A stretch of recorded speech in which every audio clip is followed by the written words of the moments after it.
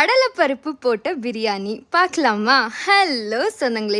இது வந்துட்டு என்னுடைய ஸ்கூல் டைம்ஸுடைய பயங்கர ஃபேமஸான டிஷ்ஷுங்க. வாங்க எப்படி செய்யலான்னு பார்க்கலாம். இதுக்கு வந்துட்டு நான் ஒரு குக்கரில் தேவையான அளவு எண்ணெயை ஊற்றி, எண்ணெய் கொஞ்சம் காஞ்சின பிறகு நம்ம பிரியாணிக்கு போடுற ஸ்பைசஸ் எல்லாமே போட்டு, ஜீரகத்தை போட்டு, இது எல்லாம் நல்லா பொரிஞ்சின பிறகு நம்ம வெங்காயத்தையுமே சேர்த்தாச்சுங்க. வெங்காயம் வந்துட்டு நல்லா சாஃப்டானதுக்கப்புறம் இஞ்சி பூண்டு பேஸ்ட்டை போடாமல் நான் வந்துட்டு அதை நல்லா தட்டி கிரேட் பண்ணி போட்டுட்டேங்க. இது எல்லாமே நல்லா சாஃப்டான பிறகு நம்ம தக்காளியுமே போட்டாச்சுங்க.